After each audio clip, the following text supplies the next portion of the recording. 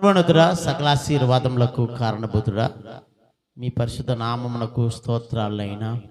ఇంతవరకు నేను స్తుతించాము, గణపరిచాము, ఆరాధించాము. ఇప్పుడు ప్రత్యేకంగా నీ వాక్యాన్ని వినే సమయానికి మేము వచ్చాము ప్రభా. మా సంఘ బిడ్డలు మీరు దర్శించండి, అభిషేకించండి.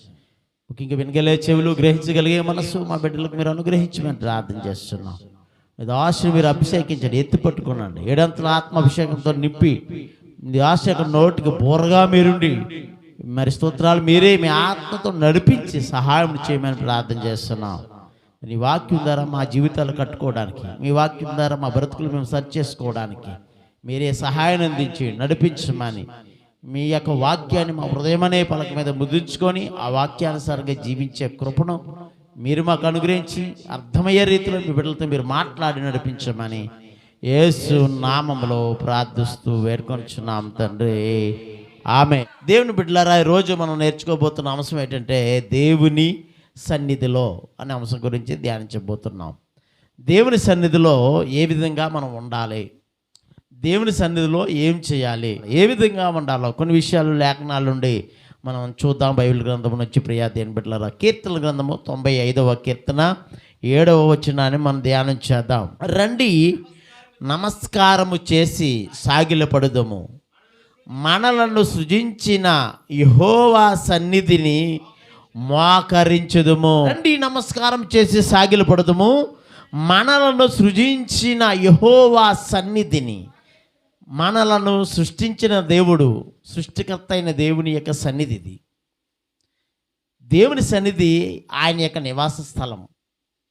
ఆయన నివాస స్థలంలో, ఆయన సన్నిధిలో మనం ఏం చేయాలంటే మోకరించాలంట. దేవుని సన్నిధిలో మోకరించి ప్రభు సన్నిధిలో మనం చేసుకోవాలి. మోకరించడం అంటే దేనికి సాదృశ్యం అంటే మనం తగ్గించుకోవడం అన్నమాట. ఆయన సన్నిధిలో మనం తగ్గించుకొని ప్రార్థన చేస్తున్నామనడానికి అది సాదృశ్యం. సృష్టికర్త అయిన దేవుడైన యెహోవా మనం సృజించాడు కాబట్టి ఆయన సన్నిధిలో మనం ఏం చేయాలంటే మోకరించాలి. ఆయన సన్నిధిలో మోకరించి మన మనవులను, మన విన్నపములను ప్రభువుతో చెప్పుకోవాలంట. యెషయా గ్రంథము 45వ అధ్యాయంలో 23వ వచనంలో కనబడుతుంది. ఈ మాటను చదువుదాం. నా ఎదుట ప్రతి మోకాలు వంగుననియు, ప్రతి నాలుకయు నా తోడని ప్రమాణము చేయననియు, నేను నా పేరట ప్రమాణము చేసి ఉన్నాను. నీతిగల నా నోటి మాట బయలుదేరి ఉన్నది, అది వ్యర్థము కానేరదు. నా ఎదుట ప్రతి మోకాలు వంగాలంటండి. ప్రతి మోకాలు కూడా ప్రభు సన్నిధిలో ఏం చేయాలి? వంగాలి, అంటే మోకరించాలి. ప్రతి నాలుక నా తోడని ప్రమాణము చేయననియు, నేను నా పేట ప్రమాణం చేస్తున్నాను. కాబట్టి ప్రతి మోకాళ్ళు ప్రభు సన్నిధిలో వంగాలి. ప్రతి నాలుక ఆయన గురించి పాడాలి. ప్రభు సన్నిధికి వచ్చిన మనము మన ఇష్టసరంగా కబుర్లు చెప్పుకోకూడదు. అసలు దేవుని సన్నిధికి వచ్చిన మనము మోకరించి ఆయన వాక్యం కొరకు ఎదురు చూడాలి. ఆయన ఏమి తెలియజేస్తున్నాడో, ఆయన దాసుని ద్వారా ఏం మాట్లాడుతున్నాడో ఆ మాటలను చాలా జాగ్రత్తగా మోకరించాలి, వినాలి అని చెప్పేసి దేవుడు మాట్లాడుతూ ఉన్నాడు. ప్రార్థన చేసేటప్పుడు మోకరించి ప్రభు సన్నిధిలో మన విన్నపాలు ఉంటాయి, మన సమస్యలు ఉంటాయి. ఇవన్నీ కూడా దేవునితో చెప్పుకోవాలి. కూర్చొని, కొంతమంది ఏం చేస్తారు, కూర్చొని ప్రార్థన చేస్తారు. ఎలా ప్రార్థన చేస్తారు? కూర్చొని ప్రార్థన చేస్తారు. కూర్చుంటే పర్వాలేదు, కొంచెమైనా పర్వాలేదు. కొంతమంది పడుకొని ప్రార్థన చేస్తారు. ఎలా ప్రార్థన చేస్తారు? మంచం మీద పడుకొని ప్రార్థన చేస్తారు. కొంతమంది నిలబడే ప్రార్థన చేస్తారు. కానీ ప్రభు ఏం చెప్తున్నాడంటే, అంటే నేను నిలబడి ప్రార్థన చేయడము, కూర్చొని ప్రార్థన చేయడం తప్పు అంటలేదు, కానీ పడుకొని ప్రార్థన చేయడం చాలా తప్పు.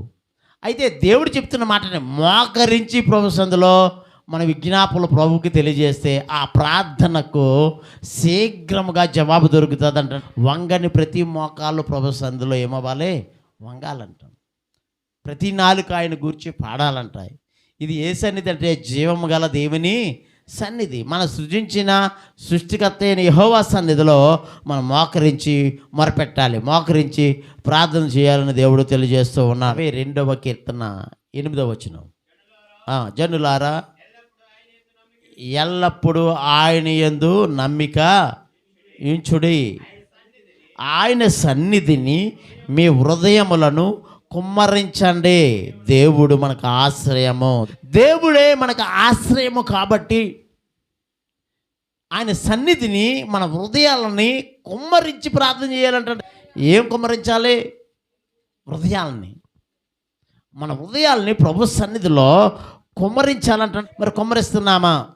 జనులారా, ఎల్లప్పుడూ ఆయన యందు నమ్మిక ఉంచండి, ఆయన సన్నిధిని మీ హృదయాల్ని కుమ్మరించండి. ఎందుకు కుమ్మరించాలంటే దేవుడే మనకి ఆశ్రయం కాబట్టి, దేవుడే మనల్ని కాపాడుతాడు కాబట్టి, దేవుడే మనకు రక్షణకర్త కాబట్టి, దేవుడే మనల్ని బ్రతికించేవాడు కాబట్టి మన హృదయములను ప్రభు సన్నిధిలో కుమ్మరించి ప్రార్థన చేస్తున్నప్పుడు ఆ ప్రార్థన దేవుడు జవాబునిస్తాడంట. విలాప వాక్యాల్లో భక్తుడైన ఇర్మియా చెప్తుంటాడు, 2వ అధ్యాయం, విలాప వాక్యం 2వ అధ్యాయము 19వ వచనంలో ఈ విధంగా రాయబడి ఉంటుంది. ఆ మాటను మనం చదువుదాం, చూడండి. నీవు లేచి ఎప్పుడు మొరపెట్టాలంటున్నాడు? ఎప్పుడు మొరపెట్టాలంటండి? రేయి మొదటి జామునే మొరపెట్టాలంట. నువ్వు లేచి రేయి మొదటి జామున మొరపెట్టుము, నీళ్లు కుమ్మరించినట్లుగా మీ హృదయములను ప్రభు సన్నిధిని కుమ్మరించి ప్రార్థన చేయాలంట. ఎక్కడ ప్రార్థన చేయాలి? ప్రభు సన్నిధి. ఎక్కడ ప్రభు సన్నిధి? అంటే దేవుని యొక్క మందిరము ప్రభు సన్నిధి. మనం ఎక్కడైతే 2-3 కూడి ప్రార్థిస్తారో అది కూడా ప్రభు సన్నిధి. నువ్వు ప్రార్థించే స్థలము ప్రభు సన్నిధి. నువ్వు ఎక్కడ మోకరిస్తావో అక్కడ ప్రభు సన్నిధి ఉంటుంది. అందుకని నా సన్నిధి నీకు తోడుగా వచ్చును అంటున్నాడు. అంటే నువ్వు ఎక్కడుంటే అక్కడ ప్రభు సన్నిధి ఉంటుంది, ప్రభు సన్నిధి నీకు తోడుగా ఉంటుంది. కాబట్టి నీవు ఎక్కడున్నప్పటికీ గాఢంధకారపు లోయలో సంచరించినను అక్కడ ప్రభు ఉంటాడు. కాబట్టి అక్కడ మోకరించి ప్రార్థన చేస్తే ప్రభు సన్నిధి నీకు తోడుగా ఉంటుంది. ప్రభు సన్నిధిలో ఎలా ప్రార్థన చేయాలంటే మీ హృదయములను కుమ్మరించి ప్రార్థన చేయాలి. ఎప్పుడు ప్రార్థన చేయాలి? రేయి మొదటి జామునే లేచి నీళ్లు కుమ్మరించినట్లుగా ప్రభు సన్నిధిలో మీ హృదయాలని కుమ్మరించాలంటండి. ప్రభు సన్నిధిలో మనం ఏం చేయాలంటండి? మన హృదయాలని కుమ్మరించడం అంటే ఏంటండి? హృదయాంతరంగములో నుండి రావాలి ప్రార్థన. మత్తయి భక్తుడు అదంటాడు, ప్రభువా ప్రభువా అని పెదాల మీద ప్రార్థించుట ఎందుకు అంటున్నాడు. ప్రభువా ప్రభువా నన్ను పిలుచుట ఎందుకు అంటున్నాడు. మరి ప్రార్థన ఎక్కడి నుంచి? పెదాల మీద వస్తుందంట. కాదు, ఎక్కడి నుంచి రావాలి ప్రార్థన? హృదయంలో కుమ్మరించినప్పుడే హృదయాంతరంగంలో ఉండే ప్రార్థన బయటకు వస్తుంది. ఆ ప్రార్థనకే జవాబు దొరుకుతుంది. ప్రభు సన్నిధిలో దేవుని బిడ్డలారా, కీర్తనకారుడు 62వ కీర్తన 8వ వచనంలో ఈ విధంగా చెప్తున్నాడు, ప్రభువు సన్నిధిని మీ హృదయాలను కుమ్మరించండి. రేయి మొదటి జామునే లేచి మీ హృదయములను కుమ్మరించి ప్రభు సన్నిధిలో మొరపెడితే ఆ ప్రార్థనకి శీఘ్రముగా జవాబు దొరుకుతుందని దేవుడు మాట్లాడుతూ ఉన్నాడు. ఇంకా 3వ విషయానికి వెళ్దాము. ప్రభు సన్నిధిలో ఏ విధంగా ఉండాలంటే, ప్రసంగి భక్తుడు చెప్తున్న మాట మనకు బాగా తెలిసిన వాక్యం ఇది. ప్రసంగి గ్రంథము 5వ అధ్యాయము 1వ వచనాన్ని చదువుదాం. నీవు దేవుని మందిరములకు వెళ్ళినప్పుడు నీ ప్రవర్తన జాగ్రత్తగా చూసుకోవాలి. దేవుని మందిరానికి వచ్చిన నీవు దేవుని మందిరంలో నీ ప్రవర్తనను జాగ్రత్తగా చూసుకోవాలి. పక్కలో ఏం మాట్లాడుతున్నారో, లేకపోతే రోడ్డు అంటే ఏమి వెళ్తున్నాయి, ఇంకా అటుపక్క వాళ్ళు ఏం చెప్తున్నారు, ఇటుపక్క వాళ్ళు ఏం చెప్తున్నారు, ఇవేమి ఉండకూడదు. మన ధ్యాస అంతా దేవుని మీదే ఉండాలంట. దేవునికి స్తోత్రం. మన ప్రవర్తనను చాలా జాగ్రత్తగా కాపాడుకోవాలి. దేవుని మందిరానికి వచ్చిన మనం మాట్లాడకూడదని. ఎప్పుడైతే ప్రార్థన స్టార్ట్ అయ్యిందో అక్కడి నుంచి మనము చక్కగా జాగ్రత్తగా కూర్చొని పాటలు పాడేటప్పుడు పాటలు పాడి, సాక్ష్యం చెప్పేటప్పుడు సాక్ష్యం చెప్పి, కానుకలు ఇచ్చేటప్పుడు కానుకలు సమర్పించి, వాక్యం ఇస్తున్నప్పుడు చాలా జాగ్రత్తగా వినాలి. ఆ విధంగా మన ప్రవర్తనను కాపాడుకోవాలని, జాగ్రత్తగా చూసుకోవాలని భక్తుడు చెప్తూ ఉన్నాడు. బైబిల్ గ్రంథంలో ఒక స్త్రీని మీకు చూపించాలనుకుంటున్నాను. ఆమె పేరు రూతు.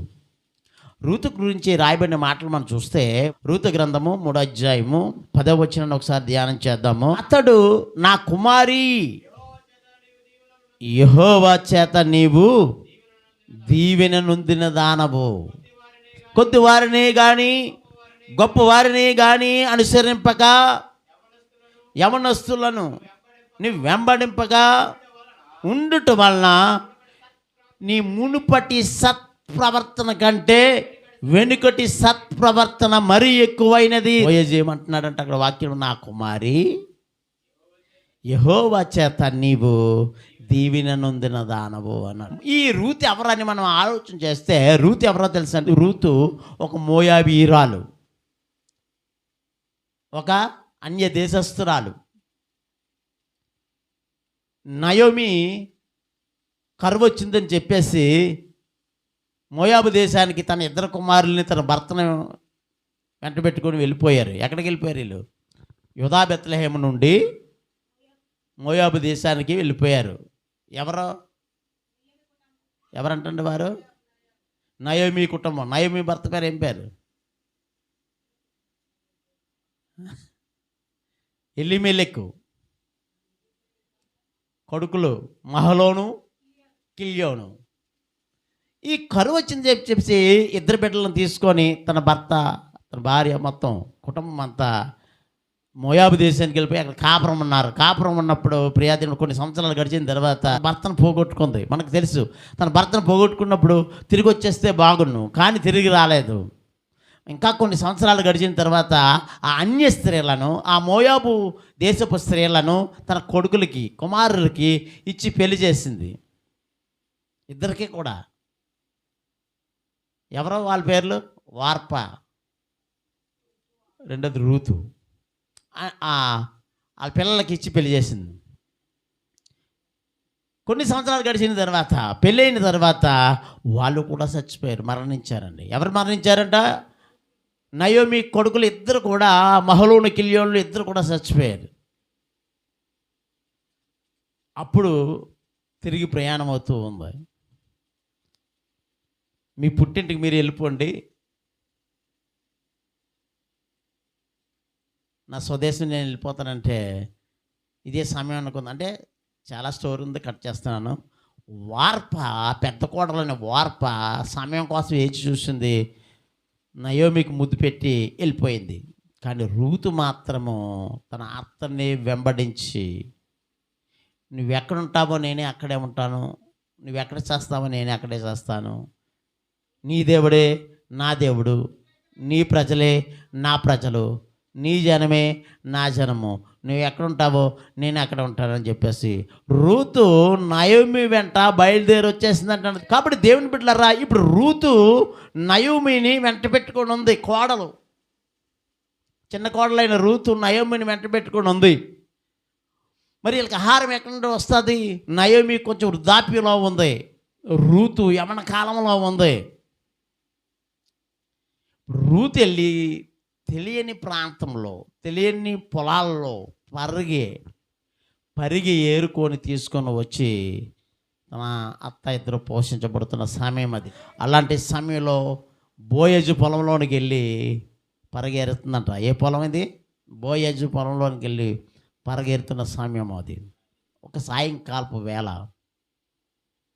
నయోమి చెప్తుంది, నువ్వు స్నానం చేసి చక్కని బట్టలు కట్టుకొని నూనె రాసుకొని బోయజు పొలంలోనికి వెళ్ళి అతను చెప్పినట్లుగా చేయమంటే అక్కడికి వెళ్తుంది. అప్పుడు బోయజు అంటాడు ఈ మాట, నా కుమారి నీవు దేవుని చేత దీవెన నొందిన దానవు, కొద్దివారిని కానీ గొప్పవారిని కానీ యవనస్తులను నీవు వెంబడింపక ఉండుట వలన. ఈ బోయజు రూతులో ఉన్న ఆ గుణాలను చూశాడంట. రోజు వస్తుంది, పరిగెడుతుంది, వెళ్తుంది, రోజు వస్తుంది, పరిగెడుకుంటుంది, వెళ్తుంది. ఇలాంటి ఈ సమయంలో, ఈ సందర్భాలలో రూతులో ఏమి గమనించాడంటే, ప్రియాదేవుని బిడ్డలారా, బోయజు రూతులో ఏమి గమనించాడంటే ఆమె సత్క్రియలను చూశాడంట. సత్ప్రవర్తన చూసి ఏమంటున్నాడంటే ఇక్కడ బోయజు, నీవు దేవుని చేత దీవెన నొందిన దానవు, కొద్దివారిని కానీ గొప్పవారిని కానీ వెంబడింపక, యవనస్తులను వెంబడింపక ఉండుట వలన నీ మునుపటి సత్ప్రవర్తన కంటే వెనుకటి సత్ప్రవర్తన మరి ఎక్కువైనది అని చెప్పాడంటాడు. దేవునికి స్తోత్రం. ఇప్పుడు మునుపటి సత్ప్రవర్తన అన్నాడు కదా, మునుపటి సత్ప్రవర్తన అంటే ఎక్కడది? మునుపటి పుట్టింటి దగ్గర. బాగా చెప్పారు, దేవునికి స్తోత్రం. పుట్టింటి దగ్గర అంటే ఎక్కడది? అన్యదేశం. క్రైస్తవ దేశం ఏమీ కాదది. అన్య దేశంలో కూడా ఈమె సత్ప్రవర్తన చాలా గొప్పదంటండి రూతుది. మనం ఎక్కడికి వెళ్తే అక్కడ కలిసిపోతుంటాం అండి. మనం ఎక్కడికి వెళ్తే అక్కడ తీర్థాల్లో అక్కడ కలిసిపోతాం, ఇక్కడ ఊరికి వచ్చి గుళ్ళో కలిసిపోతుంటాం. అన్య దేశంలో ఉన్నప్పటికీ రూతు యొక్క సత్ప్రవర్తన, మునుపటి సత్ప్రవర్తన కూడా చాలా మంచిగానే కాపాడుకుందండి. అందుచేతనే ఒంటరిగా ఎలా బ్రతుకుతుంది అనుకుందో ఏటో, తను ఇక్కడికి వచ్చి మా దేశానికి వచ్చి తన భర్తను పోగొట్టుకుంది, తన ఇద్దరు కుమారులను కూడా పోగొట్టుకుంది. రిక్తిరాలుగా ఆమె ఒక్కరిదాన్ని ఎలా పంపించేయాలనుకుంది రూతు కూడా ఆమె వెంబడ బయలుదేరి వచ్చేసిందంట. ఆ మునుపటి సత్ప్రవర్తన కూడా అన్య దేశంలో ఉన్నప్పటికీ ఆమె ప్రవర్తన చాలా జాగ్రత్తగా కాపాడుకుందంటండి. అక్కడ ఒక మాట ఉంది, కొద్దివారినే కానీ గొప్పవారినే కానీ యవనస్తులను వెంబడించలేదు. ఈనాటి కాలంలో యవనస్తుల గురించి మనం చూసినప్పుడు యవనస్తులు ఒక స్త్రీని చూసిందంటే ఆమె వెంబడే బయలుదేరుతున్నారు.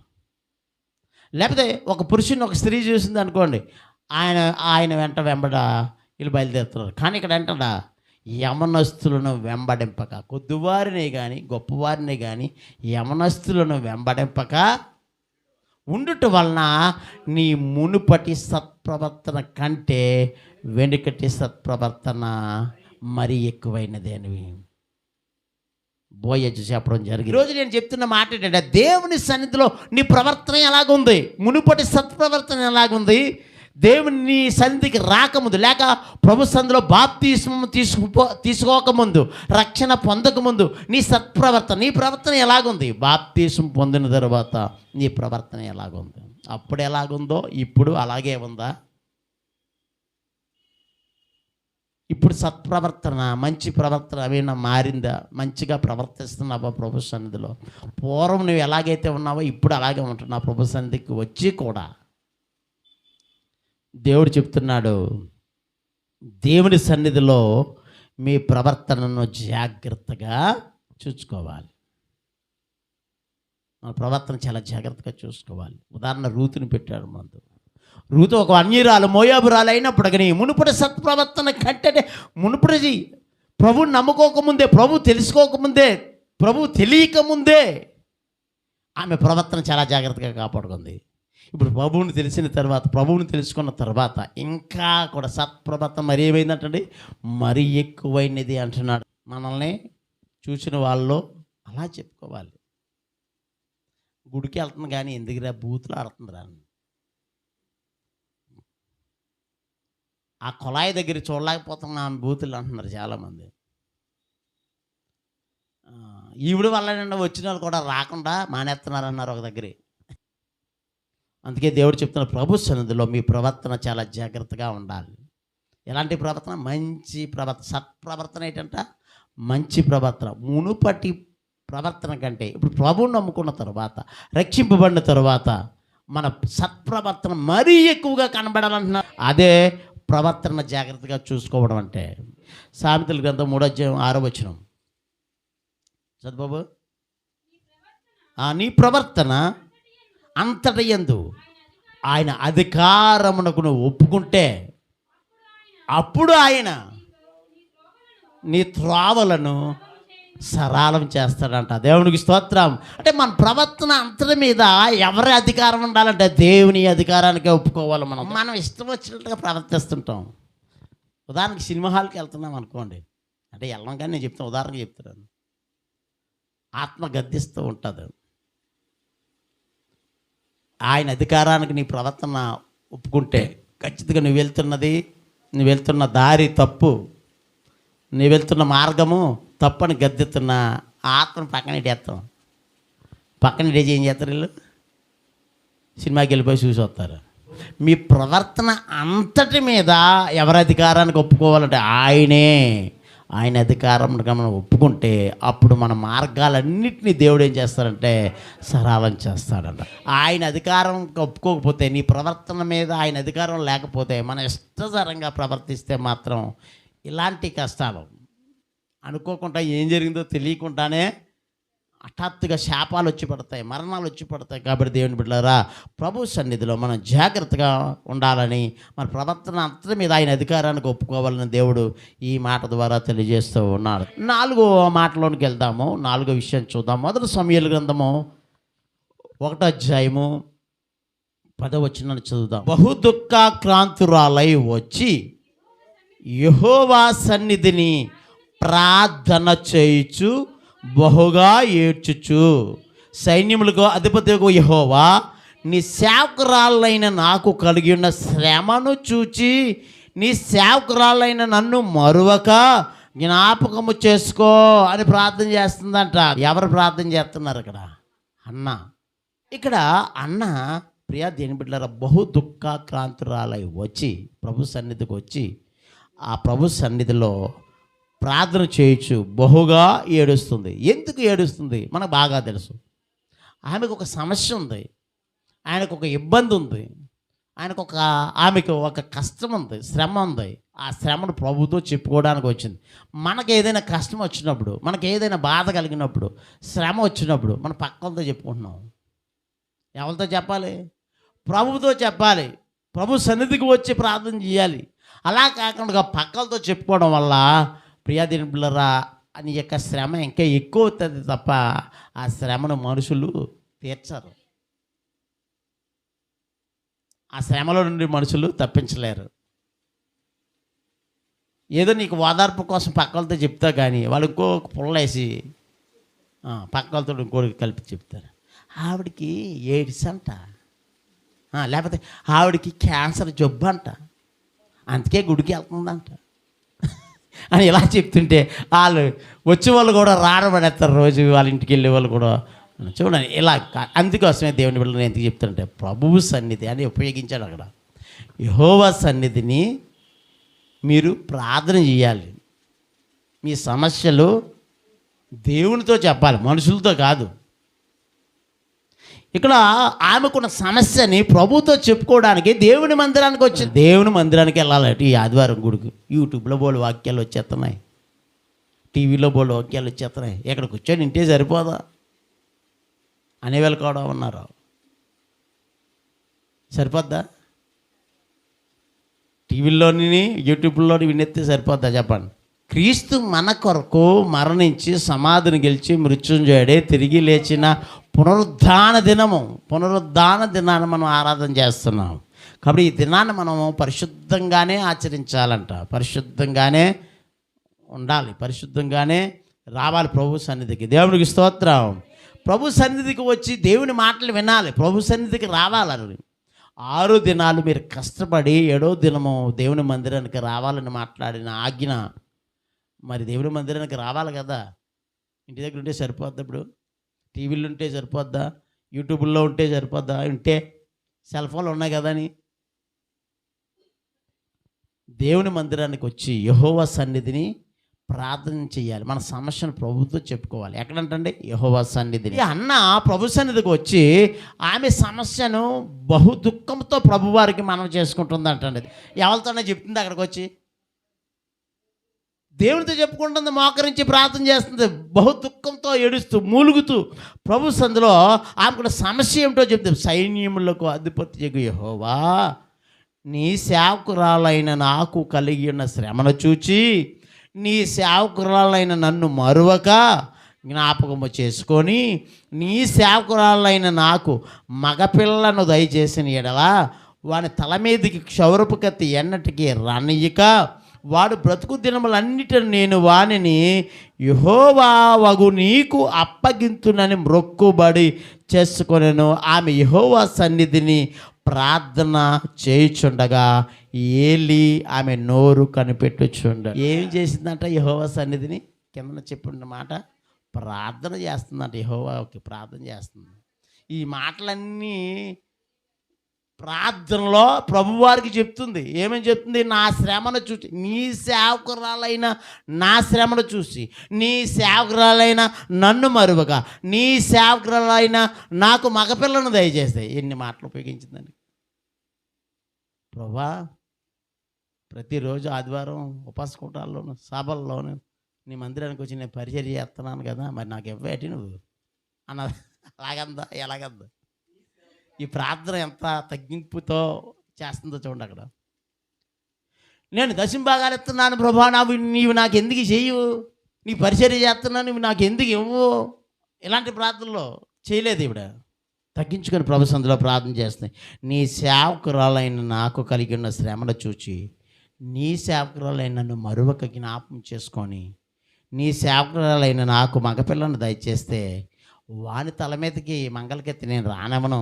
వాడు బ్రతుకు దినములన్నిటిని నేను వానిని యెహోవావగు నీకు అప్పగింతునని మ్రొక్కుబడి చేసుకొనేను. ఈ విధంగా యెహోవా సన్నిధిని ఆమె ప్రార్థన చేస్తుంటే ఏలీ ఆమె పెదవులని కనిపెడుచున్నాడంట. ఆమె నోరును కనిపెడుచున్నాడు. ఎందుకు ఆమె నోరును కనిపెడుచున్నాడంటే, ప్రియ దేవుని బిడ్డలారా, మూలుగు వినబడుతుంది కానీ ప్రార్థన వినబట్టలేదు బయటికి. మనం ఏం చేస్తామంటే అందరికీ వినబడి డబ్బా రేకులా వాగుతుంటాం. ప్రార్థన అందరికీ వినబడేటట్లు కాదు చేయాల్సింది, పరలోకముందున్న నీ పరమనున్న తండ్రికి వినబడేటట్లు చేయాలంట. వరకు నువ్వు మత్తురాలు ఉంటావు, నీ ద్రాక్షరసం నీ ఎదురు తీసివేసే అని చెప్తున్నాడు పాస్ గారు. అప్పుడు అన్న అంటది, దేవుని బిడ్డలారా, అది కాదు నా ఏళ్ళు వాడా, నేను మత్తురాలి రాలేదు, మనో దుఃఖము గలదానని ప్రభు సంధికి వచ్చి ప్రార్థన చేస్తున్నానని చెప్తుంది. ద్రాక్ష రసమునైనను మద్యమునైనను పానము చేయలేదు కానీ నా ఆత్మను ప్రభువు యొక్క సన్నిధిని కుమ్మరించుకొనిచున్నాను. నీ ఆత్మను ప్రభు యొక్క సన్నిధిలో కుమ్మరించాలి. ఇందాకే మనం హృదయం కుమ్మరించాలన్నాం. ఇక్కడ అన్న కూడా అదే చేస్తుంది, తన ఆత్మను ప్రభు సన్నిధిని కుమ్మరించి ప్రార్థన చేస్తుందంట. ఇంకేమంటుంది, నీ సేవకురాలైన నన్ను పనికి మాలిన దానిగా ఎంచవద్దు నా ఏలినవాడా. నీ సేవకురాలైన నన్ను పనికి మాలిన దానిగా ఎంచవద్దు. అంతట ఏలి, క్షేమముగా వెళ్ళుము, ఇశ్రాయేలు దేవునితో నువ్వు చేసుకుని మనం విని ఆయన నీకు దయచేయును గాక. గట్టిగా చెప్పకూడదాం హల్లెలూయా. ఇశ్రాయేలు దేవునితో నువ్వు చేసుకున్న మనం ఉందే, ఇశ్రాయేలు దేవునితో నువ్వు చేసిన ప్రార్థన ఉందే, ఇశ్రాయేలు దేవునితో నువ్వు చేసిన ఆ మొర్ర చొప్పున నీకు కలుగును గాక, జరుగును గాక అని చెప్పేసి సేవకుడు కూడా దీవించి పంపించాడంట అన్నానే. ఆమె ఏమైతే ప్రభు సన్నిధిలో కోరుకుందో, దేని కొరకైతే ప్రభు సన్నిధికి వచ్చి మొర్ర పెట్టుకుందో, ఆమె మొర్ర ప్రకారము దేవుడు ఆమె గర్భాన్ని తెరిచి ఆమె ఏమి కోరుకుంది, మగపిల్లల్ని దయచేసిన ఎడలా అని ప్రార్థన చేసింది. దేవుడు మగపిల్లని ఇచ్చాడా ఆడపిల్లని ఇచ్చాడా? జాగ్రత్తగా వినాలి ఈ మాటలు. బైబిల్ కింద మీరు రొట్టెని అడిగితే నేను రాతిని ఇస్తానా? ఇస్తాడండి. ఏమిస్తాడు? మనం ఏమడిగితే అదే ఇస్తాడు. చేపను అడిగితే నేను పాముని ఇస్తానా అంటున్నాడు. చేపను అడిగితే పాము ఇస్తాడు దేవుడు. చేపను అడిగితే చేపనే ఇస్తాడు.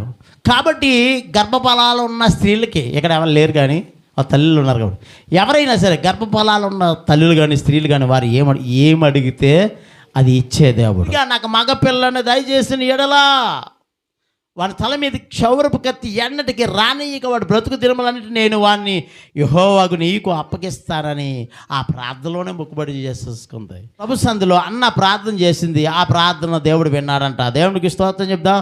ఏమైతే కోరుకుందో, ఎవరు కావాలని కోరుకుందో ఆ విధంగానే ఆ ప్రార్థనకి జవాబును దేవుడు అనుగ్రహించినట్లుగా మనం చూస్తూ ఉన్నాం. ఇంకొక విషయాన్ని మీకు అర్థం అవ్వడం కోసం చెప్తాను.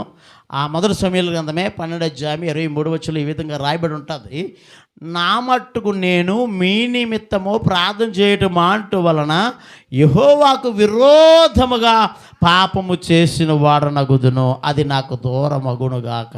ప్రియాది ప్రార్థన చేయకపోవడం పాపం అంటారు. ఏది పాపం? బూతులాడితేనే పాపం, సినిమాలు చూస్తేనే పాపం, వ్యభిచారం చేస్తేనే పాపం. ఇది పాపం కాదు.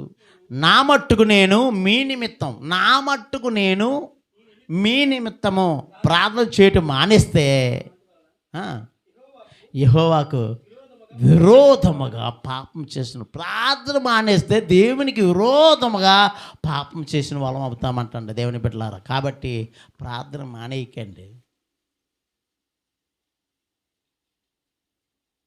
ప్రతిరోజు ప్రభుకి ప్రార్థన చేయాలి. సమయం దొరుకున్నప్పుడల్లా ప్రార్థన చేయాలి. అసమయం అప్పుడు కూడా ప్రార్థన చేయాలని పౌలు గారు అంటున్నారు. సమయమందును అసమయమందును ప్రార్థన చేయండి ప్రభు సందులో. ప్రార్థన చేయకపోవడమే దేవునికి విరోధమైన పాపం అంటున్నాడు. ప్రార్థన చేయకపోవడం మానేస్తేనే దేవునికి విరోధమైన పాపం. వ్యభిచారం చేస్తేనే విరోధమైన పాపం అని, రికార్డ్ డాన్స్కి వెళ్తేనే విరోధమైన పాపం అని, విగ్రహాల దగ్గరికి వెళ్తేనే విరోధమైన పాపం అని అంటుంటున్నాం. ప్రార్థన మానేసినా దేవునికి విరోధమైన పాపం చేసిన వాళ్ళమే అవుతామంట. దేవునికి స్తోత్రం. కాబట్టి ప్రభు సన్నిధిలో 4వ విషయం చెప్పుకుంటున్నాం. ప్రభు సన్నిధిలో మనం ఏం చేయాలంటే ప్రార్థించాలి. ప్రభు సన్నిధిలో ఏం చేయాలంటే ప్రార్థించాలి. అన్నాలాగా ప్రార్థన చేయాలి. మార్కు శుభవార్త 1వ అధ్యాయము 35వ వచనాన్ని మనం ధ్యానం చేద్దాం. ఇంకను చాలా చీకటి ఉండగానే బయలుదేరి అరణ్య ప్రదేశమునకు వెళ్ళి అక్కడ ప్రార్థన చేయుచుండే. ఆయన పెందల కడనే లేచి, ఎవరు ఆయన? ప్రభువారు. ఆయన పెందల కడనే లేస్తున్నాడు. మనం 9 గంటలు లేస్తున్నాం. యేసయ్య మనం చేసిన యేసయ్య, సృష్టించిన యేసయ్య, మన బ్రతికిస్తున్న యేసయ్య ఎప్పుడు లేస్తున్నాడంట? పెందల కడనే లేచి ఇంకను చాలా చీకటి ఉండగానే బయలుదేరి ఎక్కడికి? ఏకాంత ప్రాంతానికి, ప్రదేశానికి, అరణ్య ప్రదేశానికి వెళ్ళి అక్కడ ప్రార్థన చేయుచున్నాడు. అరణ్య ప్రదేశానికి వెళ్ళి ప్రభువారు ఇంకా చీకటి ఉండగానే వెళ్ళిపోయి ప్రార్థన చేస్తున్నారు అంటే మనం ఎప్పుడు లెక్కుతున్నాం? ఎప్పుడు లేచి ప్రార్థన చేస్తున్నాం ప్రభు సన్నిధిలో? కొంతమంది అయితే ప్రార్థనే చేయరు. ప్రార్థన చేసేవాళ్ళు ఏం చేస్తారు తెలుసండి? ఆసక్తితో ఉదయాన్నే లేచి ప్రభు సన్నిధిలో మొర పెడతారు. దేవునికి స్తోత్రం. కొంతమంది రాత్రంతా 11 వరకు సీరియల్ చూసి, 12 వరకు సీరియల్ చూసి పొద్దున్నే లేచి సీపురొట్టు వేసుకుంటారు. ప్రభు నేను లేచాను, ఆమెన్, అయిపోయింది అంతే. చిన్న మొక్క, అది కూడా వాడికి అనమాట, చెయ్యాలి కాబట్టి. చేయకపోతే ఆయనకి నష్టమా, నీకు నష్టమా? ప్రార్థన చేయకపోతే ఆయనకి ఏమన్నా నష్టమా? ఎవరికి నష్టం? మనకే నష్టం. నా మట్టుకు నేనన్నాడు అక్కడ. ఏమన్నాడు సమూయేలు గ్రంథంలో? నా మట్టుకు నేను మీ నిమిత్తము ప్రార్థన చేయటం మానుట వల్ల యెహోవాకు విరోధముగా పాపం చేసిన అన్నది. ప్రార్థన పరిస్థితుల్ని మార్చివేస్తుంది కాబట్టి ప్రార్థన చేయాలి. దేవుని బిడ్డలారా, మనందరం కూడా ప్రార్థన చేయాలి. దేవునికి స్తోత్రం. యేసుక్రీస్తు ప్రభువారే, ప్రభు అయిన దేవుడే, రక్షకుడైన ప్రభువారే పెందల కడ లేస్తే మరి నువ్వు ఎప్పుడు లేస్తున్నావు? ఒకసారి ఆలోచన చేయండి. నీవెప్పుడు ప్రార్థన చేస్తున్నావు? నువ్వు ఎక్కడ ప్రార్థన చేస్తున్నావు? అక్కడ ఉన్నాయి 3 మాటలు కనబడుతున్నాయి. పెందల కడ లేస్తున్నాడు, చాలా చీకటి ఉండగానే అరణ్య ప్రదేశానికి వెళ్తున్నాడు, అక్కడ మోకరించి ప్రార్థన చేస్తాడు. ప్రభు ఎందువల్ల అక్కడికి ఎందుకు వెళ్ళాలి అంటే, ప్రియ దేవుని బిడ్డలారా, మనకు ప్రశాంతత కావాలంటే మీకు ఒక ప్రార్థన గది ఉంటే ఆ గదిలోనికి వెళ్ళి, ఇంకా డిస్టర్బ్ ఏమి ఉండదు కాబట్టి అక్కడ చక్కగా ప్రార్థన చేస్తే ఆ ప్రార్థన దేవుడు ఏం చేస్తాడంటే వింటాడంట. లూకా సువార్త 2:37 ఆషేరు గోత్రికురాలును పనూయేలు కుమార్తె అయిన అన్న అని ఒక ప్రవక్త్రి ఉండెను. ఆమె కన్యాత్వం మొదలుకొని 7 ఏండ్లు పెళ్లితో సంసారం చేసిందంట. 84 సంవత్సరములు విధవరాలై ఉండి దేవాలయమును విడిచిపెట్టలేదంట. దేవాలయమును విడవక ఉపవాస ప్రార్థనలతో రేయింబగళ్ళు దేవుని సేవ చేస్తుందంట. దేవుని సేవ ఎక్కడ చేస్తారండి? దేవుని సన్నిధిలో. ఇప్పుడు ఎక్కడ ఉందంట? 84 సంవత్సరాలు కూడా దేవుని సన్నిధిలో ఉన్నాయి. 84 సంవత్సరాలు విధవరాలై ఉండి దేవాలయమును విడవక. ఎక్కడంటే ఎక్కడుంది?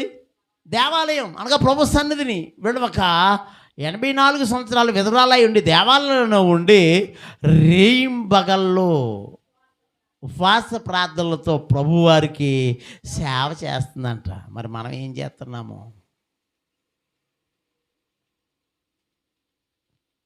దేవుని సేవ మనకు అవకాశం వచ్చినప్పుడు, దేవుని పరిచర్య అవకాశం వచ్చినప్పుడు సంతోషంగా చేయాలి. అట్టగారు అంచమని నాకే చెప్తారు, లేకపోతే అవకాశం నీకు దేవుడు ఇచ్చాడన్న సంగతిని మర్చిపోతున్నావు. అవకాశం దొరకదు. మన సృష్టికర్త అయిన దేవునికి మాత్రం సేవ చేస్తే ప్రభువునందు ప్రయాస ఎప్పటికీ వ్యర్థం కాదు. దేవుని కొరకు చేసే ప్రయాస ఎప్పటికీ వ్యర్థం కాదని దేవుడు మాట్లాడుచు ఉన్నాడు. కాబట్టి ఈ విధవరాలైన అన్న ప్రవక్తి ఈ 84 సంవత్సరాలు కూడా దేవుని సందులోనే ఉండి దేవుని సేవ చేసే బిడ్డగా ఉంటుంది. కాబట్టి మనం కూడా ఆ విధంగానే దేవుని సందులో దేవునికి ప్రార్థించేవారుగా రయ్యింబగలు ఉపవాస ప్రార్థన చేస్తుందంట. ఏం చేస్తుంది? ఉపవాస ప్రార్థనలో చేస్తూ దేవుని సేవ చేస్తూ ఉన్నట్లుగా మనం చూస్తున్నాం. 18 ఉంటుంది. దేవాలయానికి 2 మనుషులు వెళ్తారు, మనకు తెలుసు కదా, చాలాసార్లు చెప్పుకుంటాం. ఎవరు వాళ్ళు? ఒకడో సొంకరే, ఒకడు పరిసయుడు ప్రార్థన చేస్తున్నాడు, సొంకరి ప్రార్థన చేస్తున్నాడు. మరి ఎవరి ప్రార్థన దేవుడు విన్నాడు అని మనం ఆలోచన చేస్తే సొంకరి ప్రార్థన దేవుడు విన్నాడు. ఎందువల్ల అని మనం ఆలోచన చేయాలి. ఇప్పుడు ఏంటి ఇద్దరు ప్రార్థన చేస్తున్నారంట. అక్కడ వాక్యం అంతా నేను చదవలేదు, టైం అవుతుంది కాబట్టి. పరిసయుడు ప్రార్థన చేస్తున్నాడు, సొంకరి ప్రార్థన చేస్తున్నాడు. ఇద్దరు ప్రార్థనలు దేవుడు వినాలి కదా, మరి ఇద్దరు ప్రార్థనలు వినలేదు. కారణం ఏంటంటే సొంకరి ప్రభువుకి ఇష్టమైన ప్రార్థన చేస్తున్నాడు. పరిసయుడు దేవునికి చేసినవన్నీ ప్రార్థన రూపంలో చెప్తున్నాడు. చాలామంది చేసినవన్నీ ప్రార్థన చెప్పేస్తారు. ప్రభా పలానా రోజు నేను ఉపవాసం ఉన్నాను, పలానా రోజుని మరి 1000 రూపాయలు పట్టుకెళ్ళి కానుక ఇచ్చాను, ఇదా ప్రార్థన? ఇదేం ప్రార్థన? మరి ఈ పరిసయుడు చేసే ప్రార్థన అదే. ఏమని ప్రార్థన చేస్తున్నాడు అక్కడ చూస్తే? వారమునొక నేను 2 మార్లు ఉపవాసం ఉంటున్నాను, నా 10 భాగాలు తీసేసి ఇచ్చేస్తున్నాను, జీలకర్రలోను, సోంపులోను, పుదీనాలోను అన్నింటిలో కూడా 10 భాగం తీసేస్తానండి. మనం ఇలాంటి ప్రార్థన చేసేటట్టు అనుకుంటాం. నిజానికి పరిసయుడు బెస్ట్ అండి మన మీద. ఎవరు బెస్ట్? పరిసయుడు బెస్ట్. ఎలాగా? వారమునకు 2 మార్లు ఉపవాసం ఉంటున్నారండి. మీరు ఉంటున్నారా? వారమునకు 2 మార్లు ఉపవాసం ఉంటున్నామా? పరిసయుడు దరిద్రుడు ఇలా ప్రార్థన చేసాడు అంటాం, సింపుల్గానే ఎత్తాం అంతే. మనం ఉన్నాం కానీ చిన్న అవగాహన దొరికితే అని ఎత్తుంటాం. శుక్రవారం ఉపాధి ప్రార్థనగా రాలేదు, ఇంక 2 మార్లు ఉపవాసం పెట్టండి అయ్యారు అంటున్నారు. శుక్రవారం జరిగే ఉపవాస ప్రార్థనకే ప్రభు సన్నిధికి రాలేదు, ఇంకా ఎక్స్ట్రా ఉంటారా? ఇంకో రోజు ఉండమంటుంటారండి. అసలు శుక్రవారం ఉపవాస ప్రార్థనకి రావట్లేదు. వారమునకు 2 మార్లు ఉపవాసం ఉంటున్నాడు అంటండి పరిసయుడు. 10వ వంతు అంతా కూడా తీస్తుంటాడంట. ఇందులోని అన్నిటిలోని జీలకర్రలోనంట, సోంపులోనంట, అదే సోపు, పుదీనాలోనంట. అంటే ఆ చిన్న ఎందుకు చెప్పాడంటే ఇక్కడ మొదలెట్టి ప్రతి దాంట్లోనూ కూడా నేను ఏం చేస్తున్నాను, అన్నిట్లో చేస్తున్నానని చెప్పడం కోసం. గొప్ప అన్నమాట. అది పరిసయుడు చెప్పుకునే ప్రార్థన అంతా గొప్ప ప్రార్థన, పోడించుకునే ప్రార్థన, పోడుకునే ప్రార్థన అది. అందుకే దేవునికి నచ్చలేదు. నువ్వు తీస్తున్నావు మంచిదే, ఉపవాసం ఉంటున్నావు మంచిదే, నాకు తెలియదా నువ్వు ఉపవాసం ఉంటున్నావా లేదు, నువ్వు ఇస్తున్నావా లేదు నాకు తెలియదు, మళ్ళీ చెప్పాలా? సొంకరి ఒకటే ప్రార్థన. ఆ దారబంధ దగ్గర నిలబడిపోయిన లోపలికి రావడం కూడా అర్హత లేదేమో, యోగ్యత లేదేమో దేవుని మందిరంలో అడుగుపెట్టే అర్హత. సొంకరి నిలవబడి దూరంగా నిలబడి ధైర్యం చాలా రొమ్ము కొట్టుకొని చూసు, పాపినైనా నన్ను కరుణించని ఒక మాట చెప్పి ప్రార్థన చేశాడు. ఆ ప్రార్థనకు దేవుడు జవాబునిచ్చాడంట. అది గట్టిగా చెప్పకూడదు. అలాంటి ప్రార్థన మనం కూడా చేయాలి. దేవుడు వినే ప్రార్థన చేయాలి, దేవుడు మెచ్చే ప్రార్థన చేయాలి. మనం ఎంత గంట పొడగదీసి చేశాడు ప్రార్థన. ఎంత చేశాడు? గంట. సొంకరి ప్రార్థన దేవుడు ఉన్నాడు, పరిసయుడి ప్రార్థన దేవుడు ఉండలేదు. నేను మొదటిది ప్రభు సన్నిధిలో మనం ఏం చేయాలంటే మోకరించి ప్రార్థన చేయాలి. రెండోది ప్రభు సన్నిధిలో మన హృదయాలని కుమ్మరించి ప్రార్థన చేయాలంట. మూడోది ప్రభు సన్నిధిలో మన ప్రవర్తన జాగ్రత్తగా చూసుకోవాలి. దానికి ఉదాహరణ రూతుని మనం చూసాం. నాలుగోది ప్రభు సన్నిధిలో ప్రార్థన చేయాలి. ఎవరు చేశారు ఇప్పుడు? అన్న ప్రభు సన్నిధిలో ప్రార్థన చేసింది. అన్న ప్రవక్తిని కూడా ప్రభు సన్నిధిలో రేయింబగల ఉపవాస ప్రార్థన చేసిందంట. అన్న తన శ్రమను చెప్పుకోవడానికి వచ్చింది ప్రభు సన్నిధికి. ఇక్కడ అన్న అనే ప్రవక్తి 84 సంవత్సరాల విధవరాలై మందిరంలోనే ఉండి రేయింబగల ఉపవాస ప్రార్థన చేసి దేవుని సేవ చేస్తుందంటండి. అలాగ ఉండాలని దేవుడు కోరుకుంటున్నాడు. ఇప్పుడు ఐదోది చూద్దాం. మొదటి దినవృత్తాంతాల గ్రంథము 16వ అధ్యాయము 30వ వచనం. భూజనులారా ఆయన సన్నిధిని వణుకుడి. భూజనులారా అన్నాడా, విశ్వాసులారా అన్నాడా దేవుడు? ఒక విశ్వాసులకే కాదు ఈ మాట చెప్పింది, ప్రపంచంలో ఉన్నవా ప్రతి శరీరికి, సర్వ శరీరులకు ఈ మాట చెప్తున్నాడు. భూజనులారా ఆయన సన్నిధిని వణకండి. ఏం చేయాలి మన ప్రభు సన్నిధిలో? వణకాలి. అంటే భయం, భక్తి, భయభక్తులు కలిగి ఉండాలి ప్రభు సన్నిధిలో. పిన్నలనేమి పెద్దలనేమి ఆయన యందు ఎవరైతే భయభక్తులు కలిగి ఉంటారో వారిని యెహోవా ఆశీర్వదిస్తాడు. పిన్నలు పెద్దలు, ఆ పిన్నోడా చిన్నోడా పెద్దోడా వృద్ధుడా ఆ తేడా లేదు. ఎవరైతే దేవుని యందు భయభక్తులు కలిగి ఉంటారో, వణుకుతారో, అంటే భయభక్తులు కలిగి ఉండడం వణకడం, ప్రభు సన్నిధిలో వణుకుతారో వారిని దేవుడు దీవిస్తాడు, వారిని దేవుడు దృష్టిస్తాడంట. భూజనులారా యెహోవా సన్నిధిని వణకండి. ఆయన సన్నిధిలో వణకాల. భయం ఉండదు, భక్తి ఉండదు మనకి. వచ్చేసి ఊసిలాడేసుకుంటాం, వచ్చేసి కబుర్లు చెప్పుకుంటాం. ఈరోజు ఎంత పడింది నీ కూలి? ప్రభు సన్నిధిలో వచ్చిన తర్వాత మనం ఏం చేయాలి? భయపడాలి. ఎవరికి? దేవునికి. వణకాలి ప్రభు సన్నిధిలో. ఏమంటాడు అక్కడ వాక్యంలో? మీకు చూపించాలనుకుంటున్నాను ఆ మాటను కూడా. కీర్తనకారుడు 2వ కీర్తన 11వ వచనంలో ఈ మాట ఉంటుంది, చదవండి. భయభక్తులు కలిగి యెహోవాను సేవించుడి, గడగడ వణుకుచు సంతోషించండి. హల్లెలూయా. గడగడ వణకాలి ప్రభు సన్నిధిలో. అసలు ఆ వణుకే లేదు మనకి, భయమే లేదు, భీతే లేదు, పాడపాడేస్తున్నాం. ప్రభు సన్నిధిలో ఏం చేయాలంటే ప్రియా దేవుని బిడ్డలారా, గడగడ వణకాలి, భయభక్తులు కలిగి ఉండాలి. మా ప్రభు సన్నిధి అంటే భయం ఉండాలి. పర్లేదు, ఎప్పుడు వెళ్ళినా పర్లేదు, పాటలే కదా అవుతాయి, పాటలే కదా అవుతాయి, సాక్ష్యాలే కదా అవుతాయి అనుకోకూడదు. టైమింగ్ ఒకటి పెట్టాం కాబట్టి మందిరానికి, ప్రతి మందిరానికి ఒక టైమింగ్ ఉంటుంది కాబట్టి దాని ప్రకారం మన ప్రభు సన్నిధికి వెళ్ళిపోవాలి. వెళ్ళిపోతేనే దేవుని యొక్క మరి భయము భక్తి ఉన్నట్లుగా మనం పరిగణిస్తాం. భయభక్తులు కలిగి యెహోవాను సేవించండి, గడగడ వణుకుచు సంతోషించండి. కాబట్టి ప్రభు సన్నిధిలో మనం వణకాలి. ఇంకొక మాట ఉంది దాని గురించి, యెషయా గ్రంథం 66:2 కూడా చెప్తున్నాడు. ఎవడు దీనుడై నలిగిన హృదయము గలవాడై నా మాట విని వణుకుచుండునో వానినే నేను దృష్టించుచున్నాను. మరి మిగతా వాళ్ళు ఏం చేస్తాడు? దేవుడు వదిలేస్తాడు.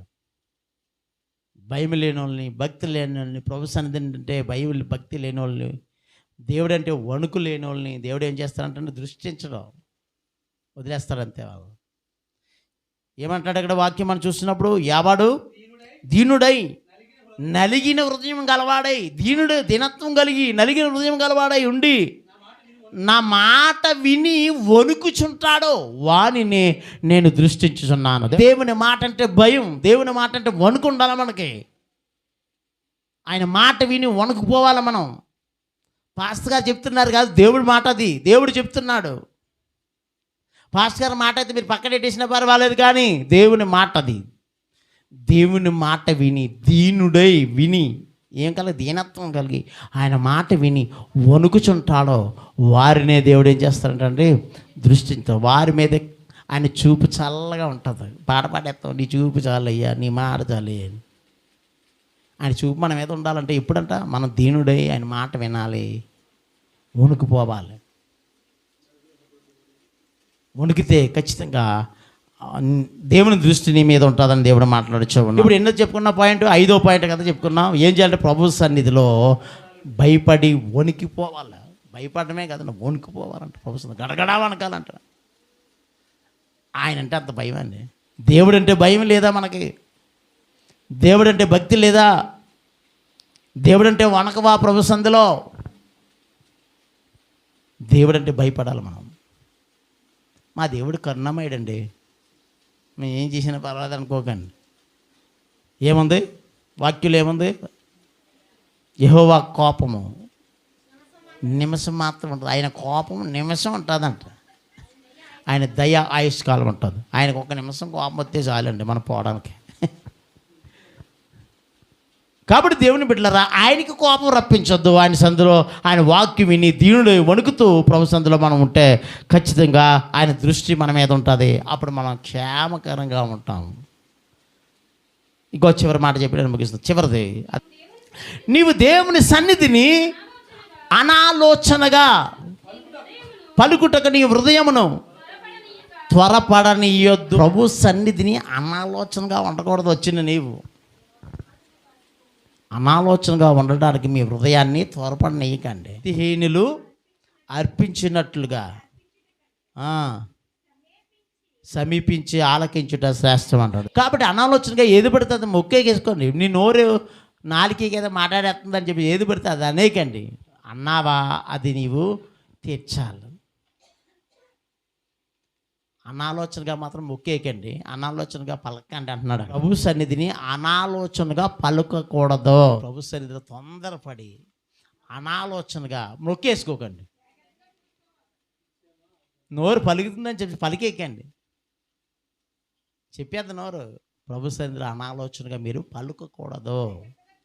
జాగ్రత్తగా మాట్లాడేటప్పుడు మొక్కుకునేటప్పుడు కూడా జాగ్రత్తగా మొక్కుకోవాలి. ప్రభు సన్నిధిలో అనాలోచనగా ఏది చేయకూడదని మాట్లాడుతాను. చివరి మాట నేను ఏం చెప్తుందంటే, ప్రభువు సన్నిధిని అనాలోచనగా పలుకకూడదు. ప్రభు సన్నిధిలో ఒకటి మోకరించాలి. ప్రభు సన్నిధిలో రెండు, ఇంతవరకు చెప్పింది ఏమైంది?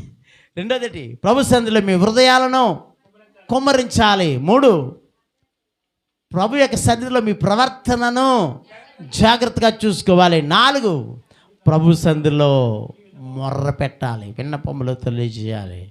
ఐదు, ఇప్పుడే కదా ఐదు, దాని ముందుదే కదా, ప్రభు సన్నిధిలో వణకాలి. ఆరోది, ప్రభు సన్నిధిలో అనాలోచనగా ఏ మాట పలకకుండా మీ హృదయాలను జాగ్రత్తగా, నోటిని జాగ్రత్తగా కాచుకోవాలని మాట్లాడుతున్నాడు. ప్రభు సన్నిధిలో ఇలాగ చేసినప్పుడే దేవుడు నిన్ను కనికరిస్తాడు, నీ మీద తన దృష్టి చూపిస్తాడు, నీ కష్టాల శ్రమల ఇబ్బందుల నుండి తప్పించి నిత్య జీవానికి వారసులుగా చేస్తాడు. ఈ కొద్ది మాటలు దేవుడు దీవించి ఆశీర్వదించును గాక.